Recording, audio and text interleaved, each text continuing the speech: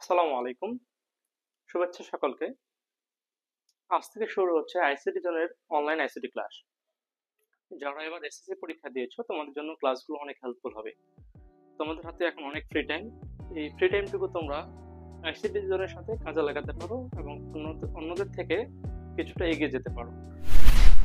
আর যারা ইন্টারমিডিয়েটে পড়ছো তোমাদের জন্য ক্লাসগুলো অনেক গুরুত্বপূর্ণ হবে, কারণ আমরা এই ক্লাসগুলো একদম বেসিক লেভেল থেকে শুরু করব, যাতে যারা এবার এসএসসি পরীক্ষার্থী তোমাদের জন্য ক্লাসগুলো সহজ হয়, এবং যারা হচ্ছে ইন্টারমিডিয়েটে এখনো পড়াশোনা শুরু করো নাই বা পড়ছো তোমাদের জন্য এই ক্লাসগুলো অনেক গুরুত্বপূর্ণ হবে। এই জন্য আমরা বেসিক লেভেল থেকে ক্লাসগুলো শুরু করব।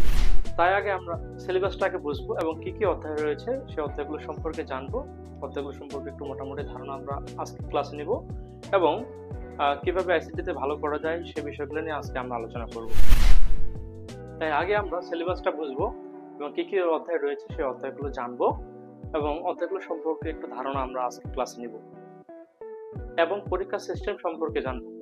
আর আইসিটিতে কিভাবে এ প্লাস পাওয়া যায় তার জন্য একটা তোমাদের সহজ ক্যালকুলেশন ক্লাস শেষে দেখাবো। আর পুরো ক্লাস জুড়ে তোমাদের সঙ্গে থাকবো আমি, তোমাদের প্রিয় কাউসার ভাইয়া। So why the delay, let's get started. তো প্রথমে আমরা জানবো যে আইসিটি কি।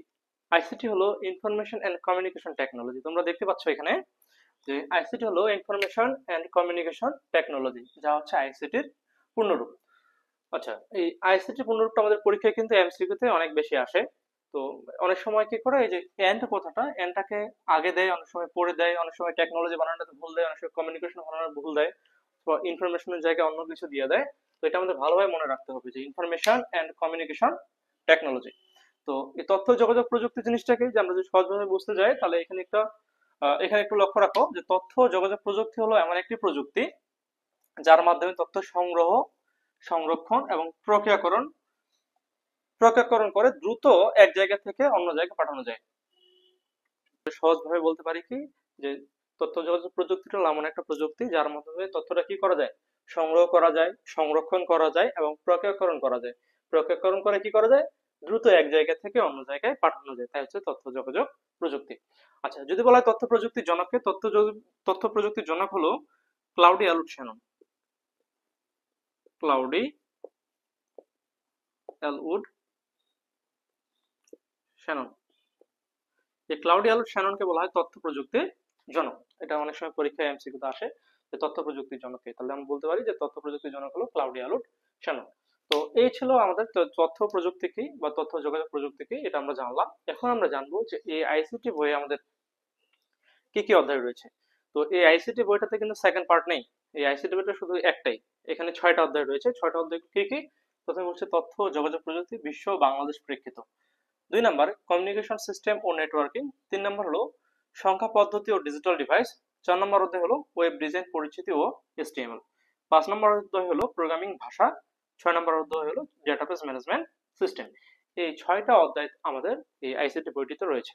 এই 6টা অধ্যায় সম্পর্কে আমাদের মোটামুটি খুব ভালো ধারণা রাখতে হবে। তার মধ্যে প্রথম এবং দ্বিতীয় অধ্যায়, এই দুটো হচ্ছে থিওরি অধ্যায়, এবং আহ, এই 3 এবং 4, এই 3-এ কিছু ম্যাথ আছে এবং সার্কিট নিয়ে আলোচনা আছে। আচ্ছা যাক, 4 অধ্যায় আছে হচ্ছে ওয়েব ডিজাইন সম্পর্কে ধারণা, 5 অধ্যায় আছে প্রোগ্রামিং ভাষা, 6 অধ্যায় আছে ডেটাবেস ম্যানেজমেন্ট সিস্টেম। তো এগুলো সম্পর্কে, অধ্যায়গুলো সম্পর্কে আমরা সংক্ষিপ্ত কিছু ধারণা নিব এখন।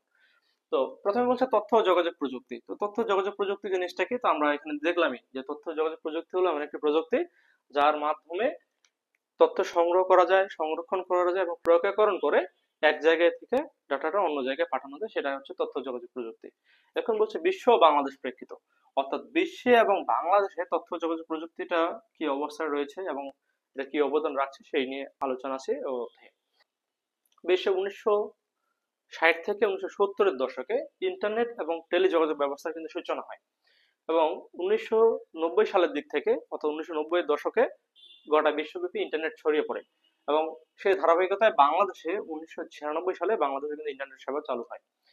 তো এখন বিশ্বে এই ইন্টারনেট সেবা চালু হওয়ার পর থেকে কিন্তু বিভিন্ন ডিভাইস কিন্তু তখন থেকে সূচনা সৃষ্টি হয়। মোবাইল ফোন, কম্পিউটার, এই জিনিসগুলো কিন্তু আমাদের কাছে অ্যাভেলেবেল হওয়া শুরু করে। আর ঠিক একই রকম বাংলাদেশে 1996 সালের পর থেকে বর্তমান সময়ে এই মোবাইল ফোন, কম্পিউটার, অন্যান্য যে ডিভাইসগুলো রয়েছে এই ডিভাইসগুলো কিন্তু আমাদের কাছে অ্যাভেলেবল হওয়া শুরু করে।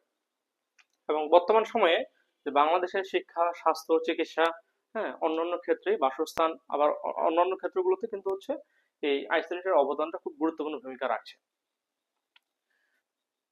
এই প্রথম অধ্যায়ে আলোচনার বিষয় রয়েছে global village, virtual reality, genetic engineering, nano technology, biometrics, bioinformatics, cryosurgery ইত্যাদি বিষয়গুলো আলোচনা রয়েছে এই প্রথম অধ্যায়টিতে।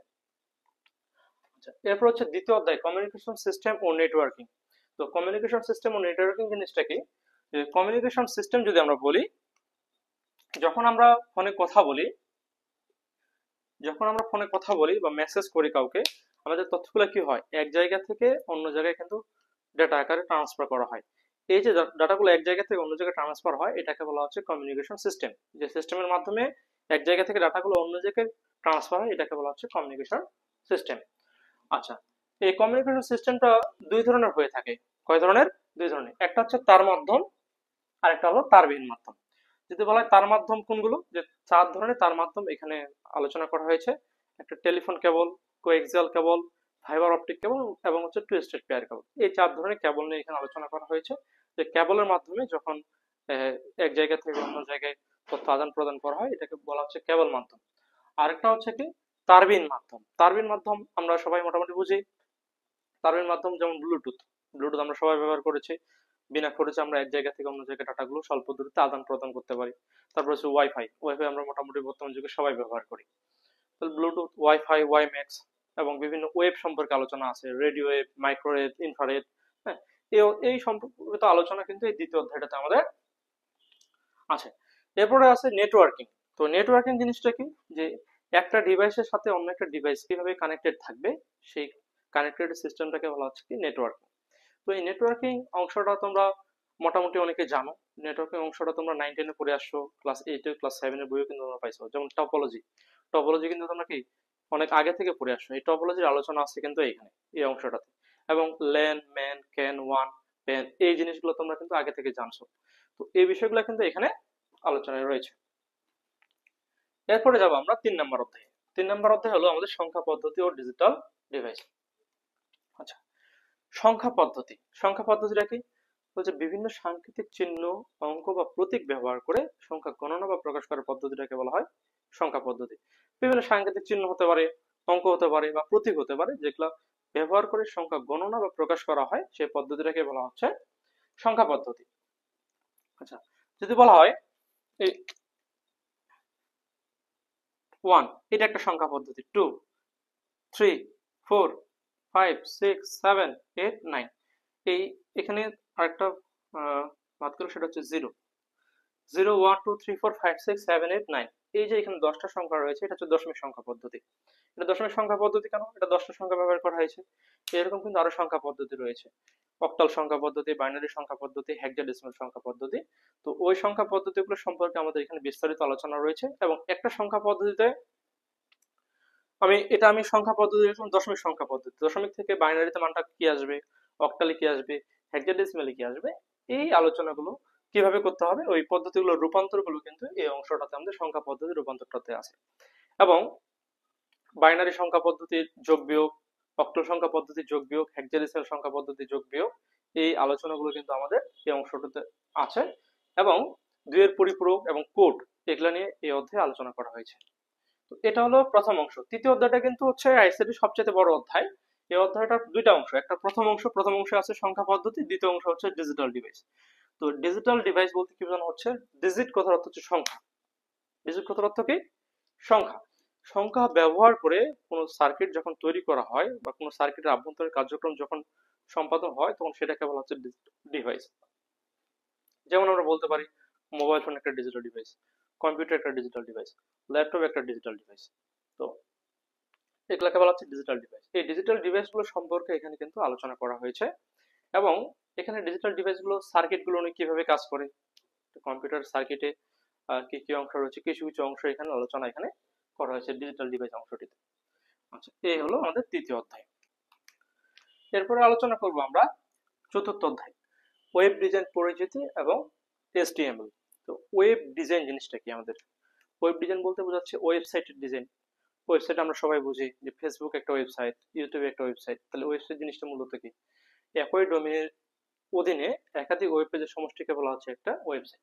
তাহলে যদি বলা হয় ডোমেইনটা কি? ডোমেইন হচ্ছে একটা ওয়েবসাইটের যে নামটা সেটাকে বলা হচ্ছে ডোমেইন। যেমন ফেসবুক নিজে একটা ডোমেইন। ওই ডোমেইনের অধীনে কি একাধিক পেজ আছে না? এই একাধিক ওয়েব পেজের সমষ্টিটা থাকার কারণে, একটা ডোমেইন অন্তর্ভুক্ত থাকার কারণে এটাকে বলা হচ্ছে ওয়েবসাইট। আচ্ছা, এই ওয়েবসাইটের ওয়েব পেজগুলোর ডিজাইনটাই হচ্ছে কি ওয়েব ডিজাইন, অর্থাৎ একটা ওয়েবসাইটের ডিজাইনটা হচ্ছে ওয়েব ডিজাইন, ওইটার পরিচিতি, অর্থাৎ ওই ওয়েবসাইটের ডিজাইনটার পরিচিতি সম্পর্কে এখানে আমরা ধারণা লাভ করব। এবং বলছে এসটিএমএল। এসটিএমএলটা কি? এটাকে বলে হাইপার টেক্সট মার্কআপ ল্যাঙ্গুয়েজ। তো এটা একটা ল্যাঙ্গুয়েজ যেটা ব্যবহার করে কি করা হয়, এই ওয়েব ডিজাইনটা তৈরি করা হয়। অনেক আমরা ল্যাঙ্গুয়েজ দেখতে পাবো এরকম। তো সবগুলো ল্যাঙ্গুয়েজ আমাদের কিন্তু প্রয়োজন নাই এখানে। এখানে আমরা শুধুমাত্র চতুর্থ অধ্যায়ে এসটিএমএলটা আলোচনা করা হয়েছে। আমরা এসটিএমএল সম্পর্কে বিস্তারিত আলোচনা করব, যে এসটিএমএল ল্যাঙ্গুয়েজটা ব্যবহার করে কিভাবে ওয়েবসাইট তৈরি করা হয়। এই অংশটা এই চতুর্থ অধ্যায়ে আমরা এটা জানব। আচ্ছা, এরপরে যেটা আমরা আলোচনা করব পঞ্চম অধ্যায় প্রোগ্রামিং ভাষা। তাহলে প্রোগ্রামিং ভাষা জানার আগে আমাদের জানতে হবে প্রোগ্রাম জিনিসটা কি। প্রোগ্রাম জিনিসটা হলো যে কোনো সমস্যার সমাধানের জন্য কম্পিউটার ভাষায় কতগুলো কমান্ড বা নির্দেশের সমষ্টিকে বলা হচ্ছে প্রোগ্রাম। তো কতগুলো কমান্ড বা নির্দেশের সমষ্টিটাকে বলা হচ্ছে কি কমান্ড, সেটা হতে হবে কম্পিউটারের ভাষায়। তো সেটা হচ্ছে প্রোগ্রাম। এই প্রোগ্রামটা রচনা করার জন্য যে ভাষাটা ব্যবহার করা হয় সেটাকে বলা হয় প্রোগ্রামিং ভাষা। তো শত শত প্রোগ্রামিং ভাষা রয়েছে, তো সবগুলো প্রোগ্রামিং ভাষা এখানে আলোচনা করা নেই। আমাদের শুধু খালি এখানে সি প্রোগ্রাম যেটা সেটা আলোচনা করা হয়েছে, সি ল্যাঙ্গুয়েজটা। তো সি ল্যাঙ্গুয়েজ ব্যবহার করে আমরা কিভাবে প্রোগ্রাম তৈরি করব সেটা এই অধ্যায় থেকে আমরা এখানে ধারণা লাভ করব, এই অধ্যায়ে আমরা জানতে পারবো প্রোগ্রামিং ভাষাতে। আচ্ছা, এখানে আমরা শিখবো কি? এখানে শিখবো হচ্ছে আমরা প্রোগ্রামের যে প্রোগ্রামিং ভাষাগুলো রয়েছে, প্রোগ্রামিং ভাষাগুলোর বিভিন্ন প্রজন্ম সম্পর্কে, যে এটাকে 5টা প্রজন্মে ভাগ করা যায়, প্রজন্মগুলো কি কি এবং প্রোগ্রাম কোন প্রজন্মে কোন কোন ভাষাগুলো এসেছে, এই ভাষাগুলো নিয়ে এখানে আমরা আলোচনা করব। এবং আলোচনা করব অ্যালগরিদম, ফ্লোচার্ট, সি প্রোগ্রাম, এগুলো নিয়ে এখানে আমরা এই অধ্যায়ে আলোচনা করব। আচ্ছা, এরপর অধ্যায় হলো ডেটাবেস ম্যানেজমেন্ট সিস্টেম।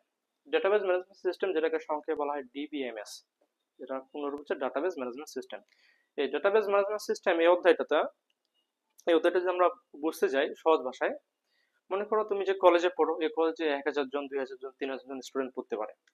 এই এতজন স্টুডেন্টের নাম, ঠিকানা, রোল নাম্বার, পিতার নাম, মাতার নাম, মোবাইল নাম্বার, এগুলো হচ্ছে নোট করে রাখাটা অনেক কঠিন। বা নোট করে রাখলেও এটা আহ, কিছুদিন পরে নষ্ট হয়ে যাওয়ার সম্ভাবনা থাকে, পোকায় কেটে দেওয়ার সম্ভাবনা থাকে। কিন্তু যদি এটাকে কম্পিউটার অন্তর্ভুক্ত করা হয়, সব ঠিকানা, অ্যাড্রেস সবকিছু কম্পিউটারের মধ্যে করা হয়, তাহলে কিন্তু ওই যে হেরে যাওয়ার বা ছিঁড়ে যাওয়ার, নষ্ট হয়ে যাওয়ার কোনো হচ্ছে সম্ভাবনা থাকে না। তো ওই সিস্টেমটাকে বলা হচ্ছে ডেটাবেস ম্যানেজমেন্ট সিস্টেম। তো আমরা যখন এই একটা একটা করে অধ্যায় পড়বো, তখন আমরা ওই অধ্যায় সম্পর্কে বিস্তারিত ধারণা লাভ করবো, বিস্তারিত আলোচনা করবো আর। আচ্ছা, তো আমরা শুরু করব এখান থেকে 3 অধ্যায় থেকে। আগামী ক্লাসে আমরা শুরু করব সংখ্যা পদ্ধতি ও ডিজিটাল ডিভাইস, এই অংশটা। 3 অধ্যায়ের প্রথম অংশটা আমরা শুরু করব। কারণ কেন? যে প্রথম অধ্যায়, দ্বিতীয় অধ্যায়, এই দুইটা হচ্ছে অধ্যায় হচ্ছে থিওরি। এই দুইটা অধ্যায় আমরা পরে জানলে কিন্তু হবে, কিন্তু আমরা মেইনলি যেটা সেটা হচ্ছে 3 অধ্যায় থেকে শুরু করব। আগে 3 জানবো, 4 জানবো, 5 জানবো, 6 জানবো, তারপরে 1-2 অধ্যায় আমরা পড়বো। তো এই ছিল আমাদের আইসিটি বই কি কি অধ্যায় রয়েছে, এই অধ্যায়গুলো নিয়ে সংক্ষিপ্ত আলোচনা। আচ্ছা, তোমাদের যে কথাটা বলছিলাম যে পরীক্ষার সিস্টেমটা সম্পর্কে আমরা জানবো, পরীক্ষার সিস্টেমটা কিভাবে হয়। তো এখানে